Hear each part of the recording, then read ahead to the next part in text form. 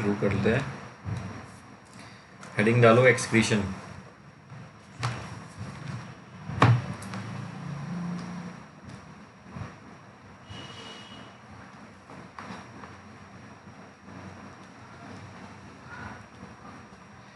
Excretion.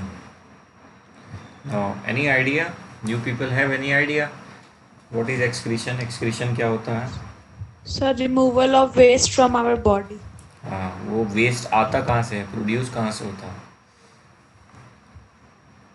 Sir, the unabsorbed food. नहीं, वो अलग चीज़ है। जब हम डाइजेस्ट कर लेते हैं फूड को, उसके बाद में बायोकेमिकल रिएक्शंस होती हैं बॉडी में, चाहे वो डाइजेशन की हो रही है, चाहे वो रेस्पिरेशन हो रहा है, या कुछ भी हो रहा है, बायोकेमिकल रिएक्शन, चाहे वो टिश्यू फॉर्मेशंस की रिएक्शंस हो रही हैं, टिश्यू रिपेयरमेंट की हो रही हैं, तो जो भी ये रिएक्शंस होती हैं, तो रिएक्शन होगी तो वेस्ट ज़रूर प्रोड्यूस होगा। और जब बायोकेमिकल रिएक्शंस के दौरान जो वेस्ट प्रोड्यूस होता है, तो बायोकेमिकल रिएक्शंस होती हैं कौन सी एक्टिविटीज़ में? हमारी बॉडी को चलाने वाली एक्टिविटीज़, यानी मेटाबॉलिक एक्टिविटीज़। ओके, तो मेटाबॉलिक एक्टिविटीज़ के दौरान बायोकेमिकल्स रिएक्शन होती है, जिसके रिजल्टेंट वेस्ट प्रोड्यूस होता है। ओके, और ये वेस्ट बहुत टॉक्सिक होता है नेचर में। अगर आप की बॉडी से यूरिन पास होना ही बंद हो जाए तो किडनीज ख़राब होती हैं सबसे पहले, और वो पूरे ब्लड में इन्फेक्शन हो जाता है और पर्सन की डेथ हो जाती है। तो ये जो वेस्ट होता है वो टॉक्सिक होता है नेचर में। टॉक्सिक का मतलब जहरीला, खतरनाक है ये। तो ये टॉक्सिक वेस्ट बॉडी से रिमूव करना बहुत इम्पॉर्टेंट है, और इसके रिमूवल को ही, बॉडी से इसके रिमूवल को, टॉक्सिक वेस्ट के रिमूवल को ही एक्सक्रीशन कहते हैं। ओके, तो इसकी डेफिनेशन लिख लो आप। एक्सक्रीशन की डेफिनेशन में बोल रहा हूँ, लिख लो।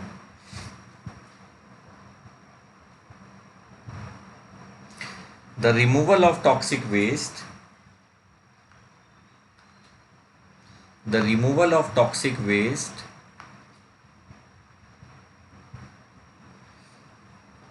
from the body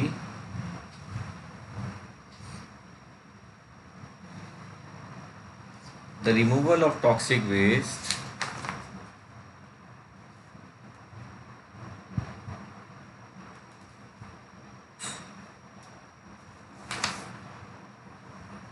the removal of toxic waste from the body of an organism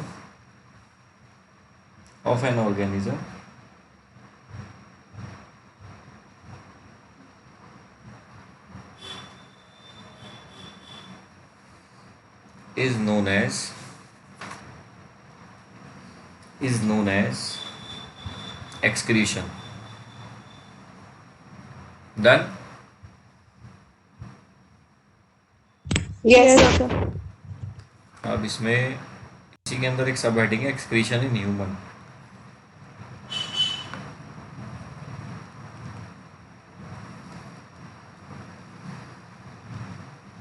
excretion in human.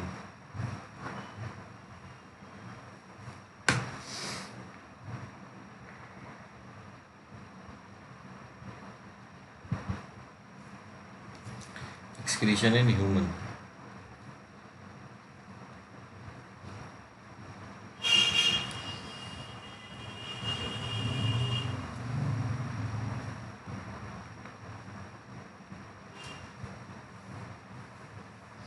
तो ऐसा कुछ होता है हमारा एक्सक्रीटरी सिस्टम, ठीक है। इसको बहुत मैच्योरली समझना, ठीक है। बड़े बच्चे हो आप, तो मैं उम्मीद करता हूँ कि बहुत मैच्योरिटी से समझोगे आप, ठीक। तो इसमें पहले इसकी स्ट्रक्चर समझ लेते हैं। देखो, सबसे पहले आपको इसमें दिख रहा है vena cava and excuse me, vena cava and iota, ठीक है। Iota and vena cava. Iota से इसमें ब्लड आ रहा होगा, और इसके पीछे आपको ये एक रेड कलर की आर्टरी दिख रही है, इसको बोलते हैं रेनल आर्टरी, जो किडनीज को, ये भी है यहाँ पर, किडनीज को प्रोवाइड करती है ब्लड, किडनीज तक ब्लड लेके आती है। ओके, तो हेलो खयाती, हमने एज यूजुअल रिकॉर्डिंग पे लगाया हुआ है बच्चे, तो कोई प्रॉब्लम नहीं है, ठीक है। इतना छूट गया उसको देख लेना बाद में। तो हम अभी एक्सक्रीशन इन ह्यूमन समझ रहे हैं, अभी ये शुरू ही किया है हमने। तो इसको मैं ये कह रहा था कि बहुत मैच्योरिटी के साथ समझना, आप लोग बड़े बच्चे हो। तो ये है हमारा आयोटा, और ये वेना कावा। ब्लू कलर से जो दिख रहा है वो वेना कावा, रेड कलर वाला है आयोटा। फिर इसके साथ यहाँ पर आपको कुछ स्ट्रक्चर्स दिख रही हैं, ये बीन शेप्ड स्ट्रक्चर रेड वाली, यही होती है किडनी। और किडनी के ऊपर आपको ये ऐसा लग रहा है कि आइसक्रीम जैसी कुछ चीज़ है, ये आइसक्रीम नहीं होती, ये ग्लैंड है जो किडनीज के ऊपर पाई जाती है, और तुम इसको जानते हो, एड्रेनल ग्लैंड, ठीक है। हालांकि इसका एक्सक्रीशन में कोई रोल नहीं है, बट ये इसके ऊपर पाई जाती है, तो इसलिए मैंने बता दिया। फिर इस किडनी में दो तरह की आर्टरी और वेन होती है, एक रेनल वेन। अब एक वर्ड याद रखना, ये जो दिया है रेनल, रेनल्स का सीधा सीधा मीनिंग होता है किडनी, ठीक है। तो जो आर्टरी किडनीज को ब्लड देती है उसको रेनल आर्टरी बोलते हैं। और यहाँ पर आपको रेनल वेन दिख रही है, रेनल वेन यानी जो किडनी से ब्लड लेती है, ठीक है, डीऑक्सीजनेटेड ब्लड ले लेती है, उसको रेनल वेन बोलते हैं, ठीक है। इन दोनों किडनी से एक ट्यूबुलर स्ट्रक्चर जारी है, पाइप जैसी स्ट्रक्चर, इसको बोलते हैं यूरेटर, ठीक। और ये मेल, और ये जो ऑर्गन दिखाई दे रहा है ना, ये मेल और फीमेल में दोनों एक सा होता है, बस जो एक्सटर्नल ऑर्गन है इसमें, ठीक है, जो जेनेटिक ऑर्गन है वो अलग अलग होता है। हालांकि इंटरनल स्ट्रक्चर एक्सक्रीटरी सिस्टम की एक जैसी है, मेल और फीमेल दोनों के अंदर। तो यूरेटर है, यूरेटर एक बैग लाइक स्ट्रक्चर से कनेक्टेड है जो होता है ब्लैडर, और फिर इसकी जो ओपनिंग होती है जहाँ से यूरिन बाहर निकलता है बॉडी से, वो होता है यूरेथ्रा। यहाँ तक कोई किसी को कंफ्यूजन, कुछ भी कोई क्वेरी है? No No, sir. sir. No sir. Okay, तो ये अब इसके बारे में हम बारी बारी से लिखेंगे। तो इसमें एक सेंटेंस लिखो, इसमें एक्सक्रीशन इन ह्यूमन में, excretory system in human beings includes,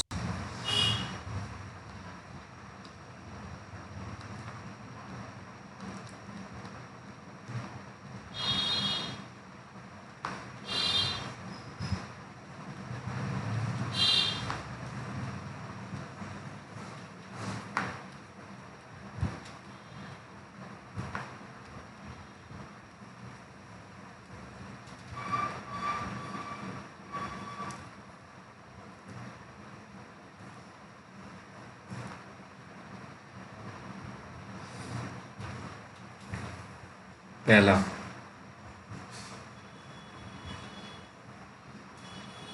a pair of kidneys,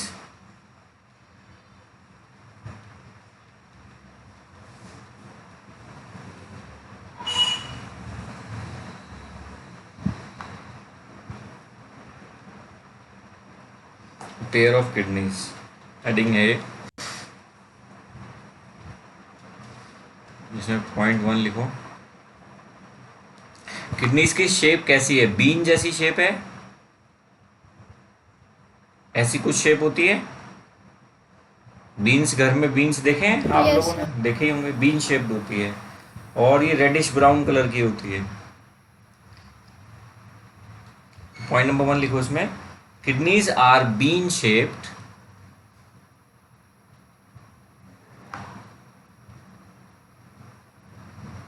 kidneys are bean shaped, comma, reddish brown,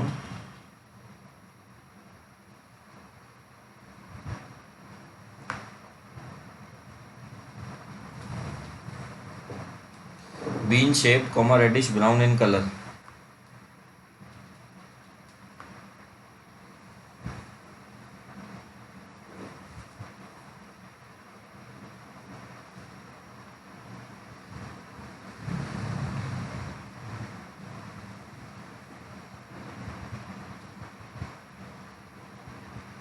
अब देखो, किडनीज एब्डोमिनल कैविटी के अंदर पाई जाती है, ठीक है, जो वर्टिब्रल कॉलम के अंदर होती है।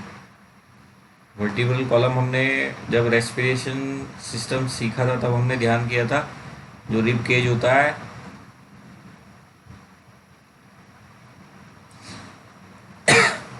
ठीक है, उसमें बैकबोन भी आ रही होती है, इसको वर्टिब्रल कॉलम बोलते हैं, तो उसी के अंदर ही होती है। लिख लो point number 2, the kidneys lie one on either side, one on either side of vertebral column, vertebral column, vertebral column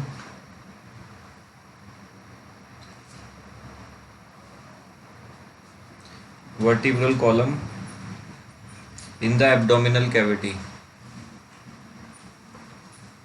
in the abdominal cavity, in the abdominal cavity, in the abdominal cavity, in the abdominal cavity.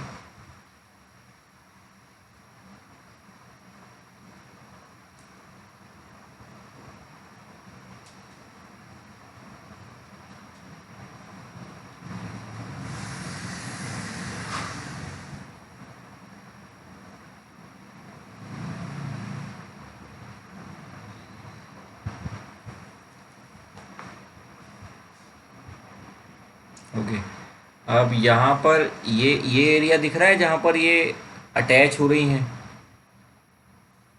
ये area, yes और no? Yes, sir. तो Yes, sir. Kidneys की kidneys के पास एक notch होती है, जहाँ उस नॉच पे ये रेनल आर्टरीज, रेनल वेन्स और यूरेटर ये कनेक्ट होते हैं, ठीक है, इवन नर्व्स भी यहीं से कनेक्ट होती है। तो हमें उस नॉच का जो नाम होता है वो होता है हीलियम। हीलियम स्कूल में अगर पढ़ाया गया हो तो शायद बताया गया होगा, इसमें एक नॉच होती है हीलियम, इस हीलियम से ही रेनल आर्टरीज, रेनल वेन्स और यूरेटर और इवन नर्व्स वे सब कनेक्टेड होती हैं।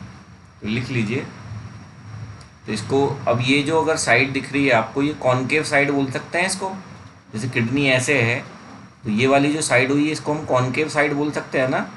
कॉनकेव कॉनकेव Yes, समझ में sir. आता है, ये कॉन्वेक्स हो गया, Yes, sir. ये कॉन्वेक्स हो गया, मिरर से अगर याद करें तो ये, और ये कॉनकेव हो गया, जो अंदर की तरफ कर्व्ड है उसको कॉनकेव बोलते हैं, तो जो कॉनकेव साइड है ये, ठीक। तो लिख लीजिए third point,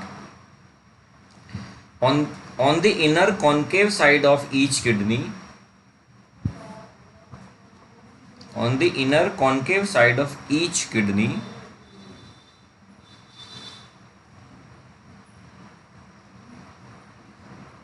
on the inner concave side of each kidney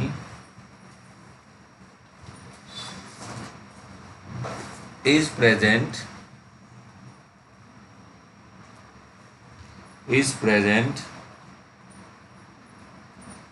a notch, is present a notch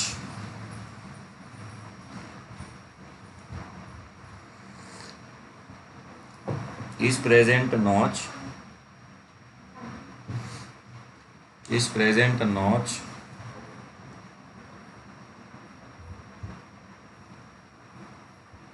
is present a notch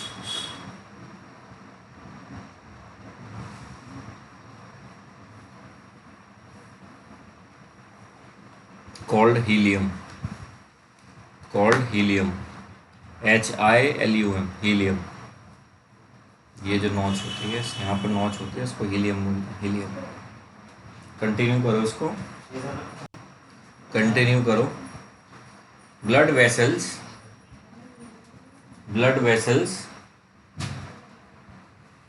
and nerves, blood vessels and nerves enter through it, blood vessels and nerves enter through it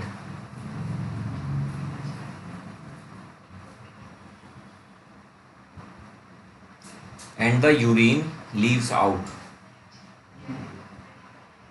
and the urine leaves out.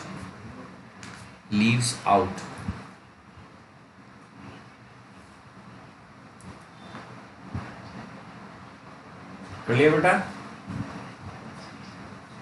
Yes, sir. ठीक है. Kidneys के बाद next क्या organ है हमारे पास इसमें जो immediate है? यूरेटस. हाँ, तो लिखो यहाँ पर a pair of ureters.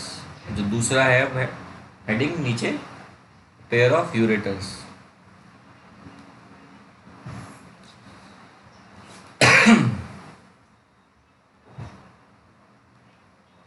Pair of ureters.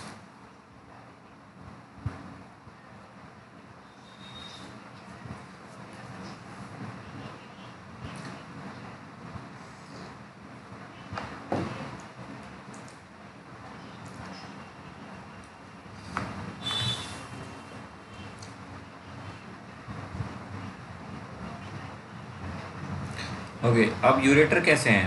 Her kidney, दोनों किडनी से निकल रहा है एक एक, और इसकी जो शेप है वो सिलेंडर शेप है. ओके, सिलेंडर शेप्ड होती है, और इसका जो कलर होता है ये वाइटिश होती है. वाइटिश. अगर तुम लोग डॉक्टर बने हो तो मैं डाइसेक्ट करने को मिले ह्यूमन बॉडी, तो पोस्टमार्टम में करना ही पड़ता है, तो तुमको दिखेगा कि वाइटिश होती है. ओके, तो लिख लो, इसके बारे में लिखो. पहला पॉइंट लिखो इसमें. From hilum of each kidney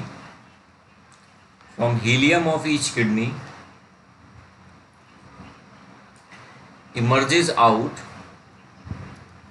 a cylinder नहीं बोल रहा हूँ मैं, सिलेंडर SLENDR.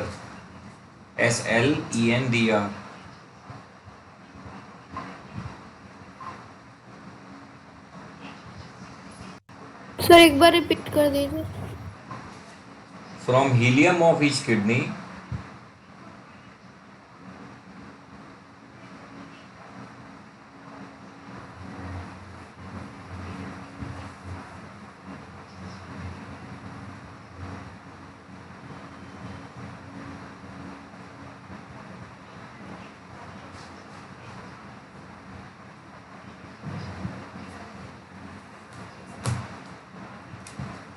ओके. सिलेंडर का मतलब होता है गोल गोल ट्यूब जो होती है, सिलेंडर. तो from hilum of each kidney emerges out a cylinder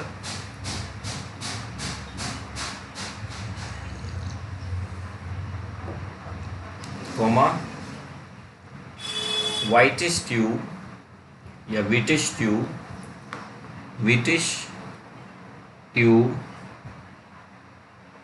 called ureter. Done? Yes, sir. Yes, sir.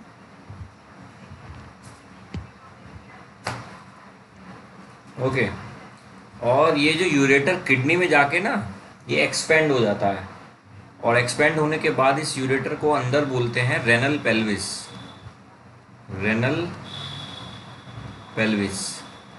Okay.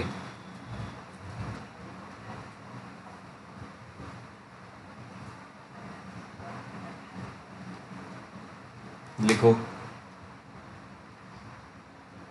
With in the kidney ureter is expanded. Within the kidney ureter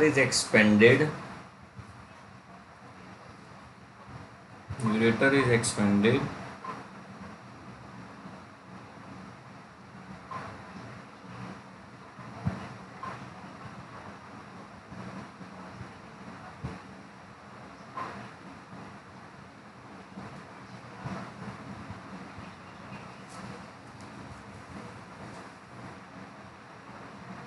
To form the renal pelvis. to form the renal pelvis. Each ureter is expanded to form the renal pelvis. अब कितनी length होती होगी इसकी ureter की एक adult human being में?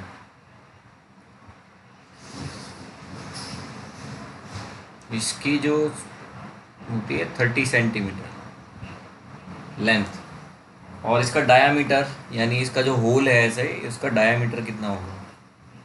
Diameter बहुत कम होता है, ये 3 से 4 मिलीमीटर होता है, बस इतना छोटा होता है।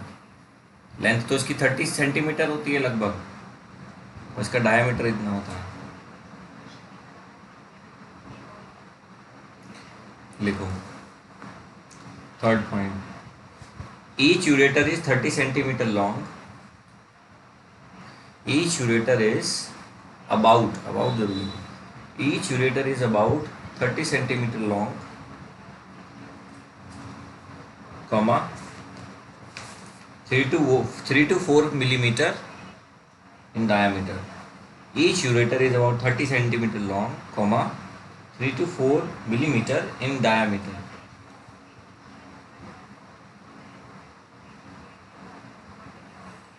सर एक बार रिपीट कर दीजिए. Each ureter is about 30 centimeter long. Each ureter is about 30 centimeter long, comma 3 to 4 millimeter in diameter.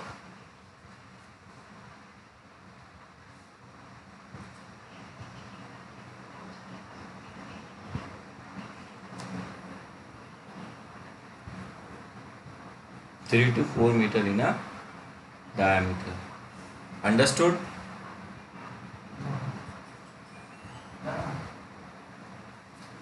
अब इसका फंक्शन क्या है? फोर्थ पॉइंट में इसका फंक्शन लिखना है. Can you tell me what is the function of it?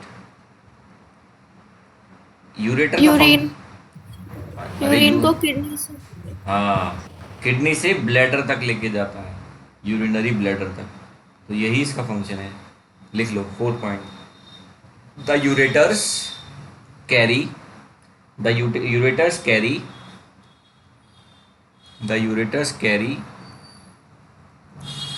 urine from kidneys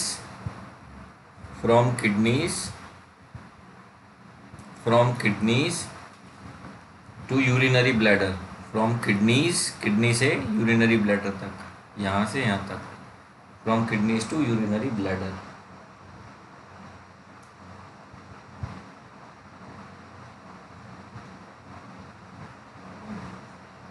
Done? Yes sir. Yes, sir. अब हमें ये जो दोनों लास्ट में बच गए इनके बारे में लिखना है. तो हेडिंग बनेगी a urinary bladder and a urethra.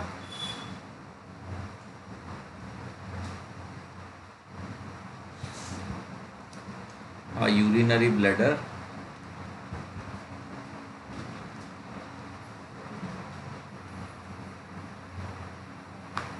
and urethra and a urethra.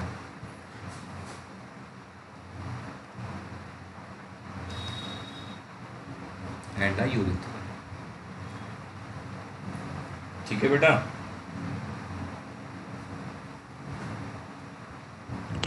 Yes sir. sir. Okay. सो अब अगर इसकी शेप देखें आप, सिर्फ यूरिनरी ब्लैडर पे फोकस करें तो नाशपाती जैसी शेप दिख रही है इसकी. पियर बोलते हैं नाशपाती को. नाशपाती दिखी है ना सबने? Yes sir.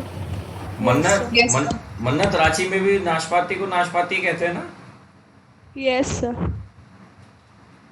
अच्छा, कभी कुछ और कहते हैं क्योंकि बहुत सारी चीज़ों के नाम अलग थे वहाँ पर. When I was there तो मुझे पता चला.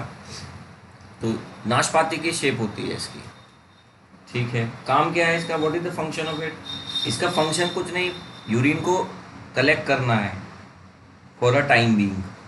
और जब यूरिन इसमें मतलब इतना ही कलेक्ट हो जाता है कि इस पे ब्लैडर पे प्रेशर पड़ने लगे, तब यूरेथ्रा के थ्रू ये बाहर निकल जाता है, it comes out of the body. So write down, urinary bladder is a pear shaped muscular, point number 1 है पियर शेप्ड, नाशपाती के जैसा, पियर शेप्ड मस्कुलर और स्टोर करता है तो हम इसको बोल सकते हैं रिजर्वॉयर. जैसे आपने डैम्स देखे होंगे, डैम्स में वाटर स्टोर होता है. Yes, Yes, sir. रिजर्वॉयर. हम इसको रिवर नहीं बोलेंगे, हम इसको डैम्स बोलेंगे, क्योंकि डैम्स में वाटर कलेक्ट किया जाता है, रिजर्वॉयर होता है वाटर का. ऐसे ही ये भी रिजर्वॉयर है यूरिन का, reservoir for urine, reservoir for urine.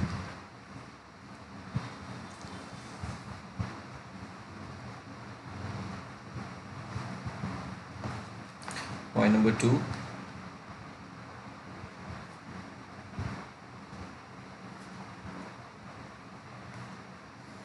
It lies in the pelvic cavity. कहाँ पाया जाता है, पोजीशन बता रहा हूँ मैं कि पेल्विक कैविटी. ठीक है, टेक इट वेरी मैच्योरली. जो हमारे हिप्स होते हैं उससे थोड़ा सा ऊपर हो जाता है, तो वो जो हिप्स के ऊपर वाला पोर्शन है वहाँ उसको बोलते हैं पेल्विस रीजन. तो वो पेल्विक रीजन है, पेल्विक कैविटी बोलते हैं उसको. पेल्विक कैविटी में ये यूरिनरी ब्लैडर होता है. ठीक है, जो हमारा जहाँ हमारा एब्डोमेन खत्म होता है, एब्डोमेन जहाँ खत्म हुआ उसके बाद ये यूरिनरी ब्लैडर वहाँ पाया जाता है. ठीक है, तो उस रीजन को, ठीक है, अब हमारी जो बैक साइड हो गई वो तो पीछे हो गई, बैक साइड के मतलब और फ्रंट साइड के बिल्कुल सेंटर में कैविटी के अंदर होता है, तो उसको बोलते हैं पेल्विक रीजन या pelvic cavity.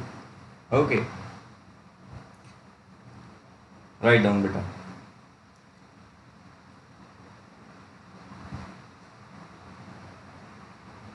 It lies in the pelvic cavity of the abdomen.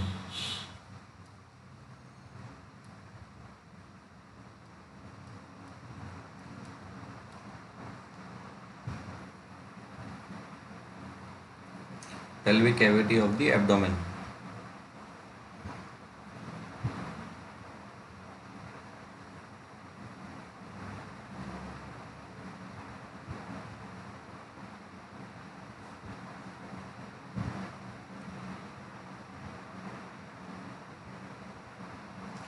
अब जो इसकी नेक बोली जाती है, यानी ये रीजन, ये इसका तभी ओपन होता है जब यूरिनेशन करना होता है. और ये जो होती है, ये वाली जो पोर्शन है, नेक है, it is surrounded by some muscular tissues जिसको बोलते हैं स्पिंचटर. स्पिंचटर, स्पिंचटर.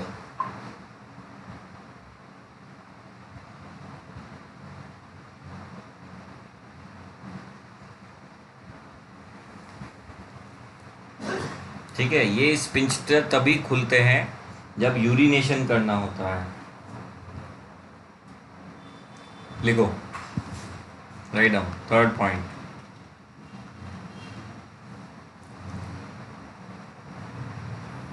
the neck of the urinary bladder is surrounded by sphincters, surrounded by sphincters. The neck of urinary bladder is surrounded by sphincters which remain closed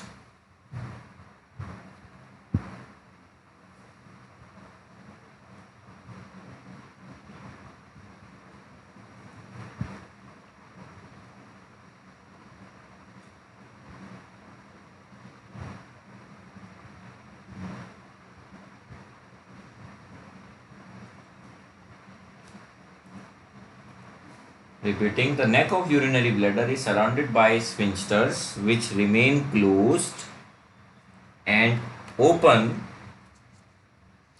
only at the time of urination. urination urination और urination के लिए एक medical term भी है जो तुमने सुनी नहीं होगी, म्यूक्टूरेशन। म्यूक्टूरेशन सुना है?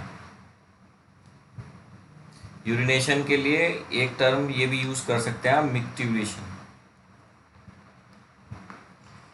अभी इसको जब स्कूल नॉर्मल कंडीशंस में खुल जाएंगे तो इसको मतलब क्लास में यूज़ मत कर लेना टीचर्स के सामने, क्योंकि ये आम भाषा का शब्द नहीं है। हाँ, तुम डॉक्टर वगैरह बन जाओ, एमबीबीएस वगैरह कुछ करने लगो, तब वहाँ पर शायद यूज़ कर सकते हो, बिकॉज वहाँ पर प्रेफर किया जाता है कि बच्चों को कि वो मेडिकल टर्म में ही बात करें, जिससे वो उनकी प्रैक्टिस होती रहे और वो मतलब स्टडी के साथ रियल लाइफ में भी उसको लेके आएँ।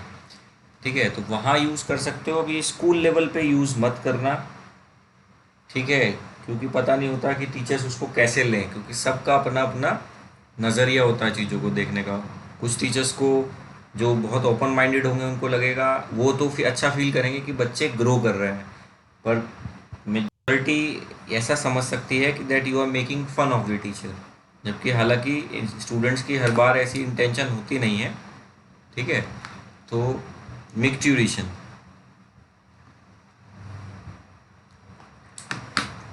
अब कोई बायोलॉजी के टीचर हुए अच्छे तो वो तो समझ जाएंगे कि ठीक है वो यूटिलाइज कर रहे हैं, वो खुश भी होंगे। मगर अब तुम इंग्लिश के पीरियड में बोलो तो ऐसा थोड़ा ऑड लगेगा टीचर को। नेक्स्ट, ब्लैडर कहाँ छोड़ रहा है, ब्लैडर कहाँ जाता है, ब्लैडर कहाँ तक कंटिन्यू हो रहा है? ब्लैडर यूरेथ्रा में जा रहा है, तो it opens into or we can say it leads to urethra which opens outside through the urethral aperture। ये जो इसकी ओपनिंग है इसको यूरेथ्रल एपरेचर के नाम से जानते हैं। ओके, तो चलो लिख लो इसको भी, 4th point. The bladder leads to urethra,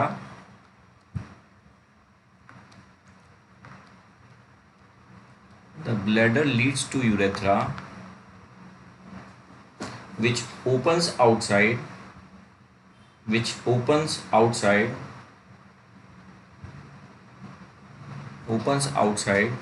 through urethral aperture। aperture का मतलब होता है पोर या छिद्र। ओके, और यूरेथ्रा में है तो इसलिए उसका नाम हो गया यूरेथ्रल एपरेचर। एपरेचर एक स्मॉल ओपनिंग के लिए वर्ड यूज किया जाता है, हिंदी में उसको छिद्र बोलते हैं, है ना। तो यूरेथ्रा का एपरेचर है वो, तो इसलिए उसको यूरेथ्रल एपरेचर के नाम से जाना जाता है।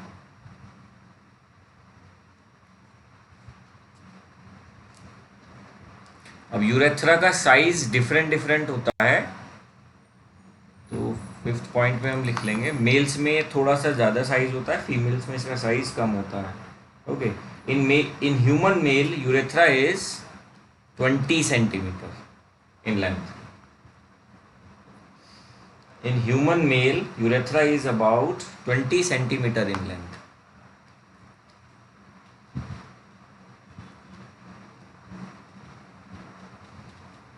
And in human female, it is only 3 to 5 centimeter in length.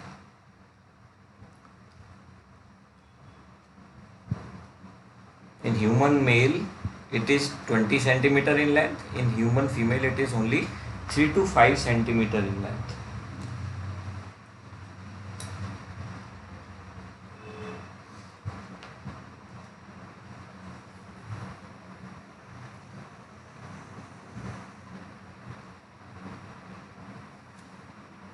Done? Yes, sir. Yes, sir. Yes, sir. Okay, मुझे बताओ हमारा टेस्ट कहाँ तक हो चुके हैं? Sir, respiration. Respiration पूरा हो गया। ठीक है, सर्कुलेटरी सिस्टम का टेस्ट है संडे को। कल on the account of 15th of August is holiday. ठीक है, are you getting my point? Yes, sir. 15 अगस्त की छुट्टी है, संडे को आपका टेस्ट है। और इसमें अब हम आगे समझेंगे functional unit of kidney that is nephron. तो हेडिंग लिख लो आप, इससे याद रहे कि क्या करना है आगे।